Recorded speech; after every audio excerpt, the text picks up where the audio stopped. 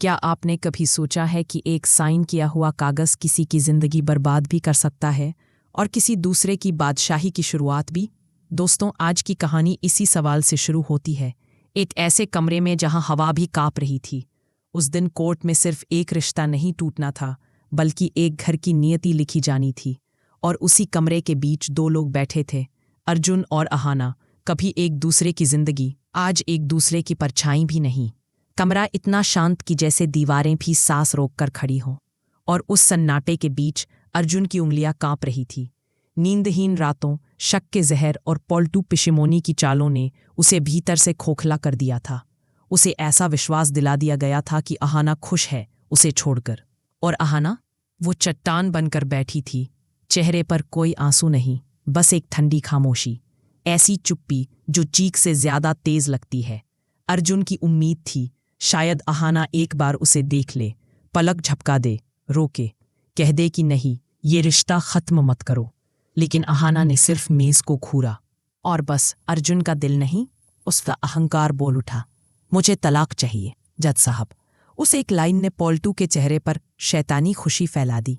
वह कुर्सी पर उछल पड़ा, उसकी आंखें कोट की कलम पर जमी थी, जैसे वह तलाक नहीं, जैसे किसी तिजोरी की चाबी मिलने का इंतजार कर रहा हो, पर उठाने ही वाले थे कि अचानक एक भारी आवाज गूंजी, रुकिए जज साहब। पूरा कमरा जम गया। वो आवाज थी दुर्गा देवी की। दुर्गा देवी खड़ी नहीं हुई, उन्होंने बस अपनी शॉन सीधी की, मेज के नीचे से एक मोटी लाल फाइल निकाली और जज के सामने पटक दी। उनकी आंखों में वो आग थी जो किसी राजा के पास सिंहासन छीनने के वक्त होती है। वो बोली, ये तलाक के पेपर नहीं, ठाकुर खानदान की विरासत का नया नक्शा है। जज ने फाइल खोली। कमरे में ऐसा सन्नाटा था कि कोई गिरा हुआ पिन भी तूफान जैसा लगे। और फिर वो लाइन जिसे सुनकर पूरा कमरा उलट पलट हो गया, मैं दुर्गा देवी ठाकुर अपनी पूरी हवेली और बिजनेस 100% अपने बहू अहाना के नाम करती हूँ। बस इतना कहते ही कमरा फट पड़ा। अमर दादा का मुंह खुला हो गया, पिशमोनी का हाथ से पानी की बोतल गिर गई और पलटू, उसका चेहरा एक सेकंड में टमाटर से चौक बन गया। उसे उस पल एहसास हुआ, हवेली उसकी नहीं है, जमीन उसकी नहीं, पैसे उसकी नहीं, और अब घर से बाहर करने का हक भी उसका नहीं। अब मालकिन अहाना थी, और जिस लड़की का उसने मजाक उड़ाया था, आज वही उसके सिर पर छत थी। जज ने सब देखा, पलटू की हड़बड़ाहट, अर्जुन की उलझन, अहाना की दृढ़ता और दुर्गा देवी की शांत आग। उन्होंने हथौड़ा उठाया और कहा, कोर्ट तलाक नहीं देगा, आप दोनों को 6 महीने साथ रहना होगा उसी हवेली में। और चूंकि अहाना अब उस घर की कानूनी मालकिन है, वह घर छोड़ेंगी नहीं। पलटू ने इतनी राहत की सांस ली कि बगल वाला डर गया।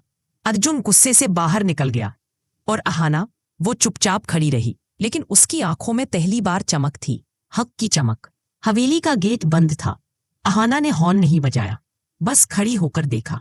अंदर से पिशिमोनी ने चीखा, दरवाजा मत खोल, धूप में खड़ी रहने दो। लेकिन पलटू, वही पलटू जिसने अहाना को कुलच्छनी कहा था, अब दौड़कर आया, नंगे पैर, डर से पसीने से तर। आइए मालकिन।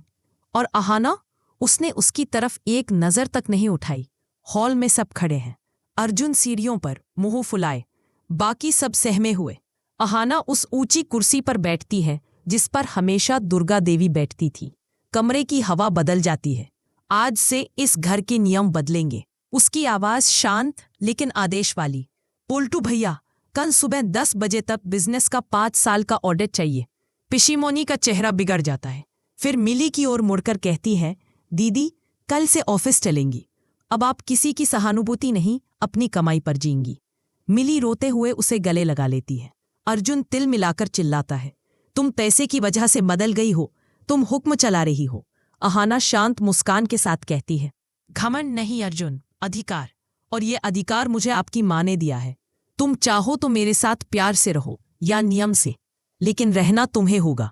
अर्जुन चुप हो जाता है, क्योंकि वो जानता है बिजनेस उसने कभी छुआ तक नहीं। अर्जुन सोफे पर सोएगा। अहाना आधी रात तक फाइलें पढ़ती है।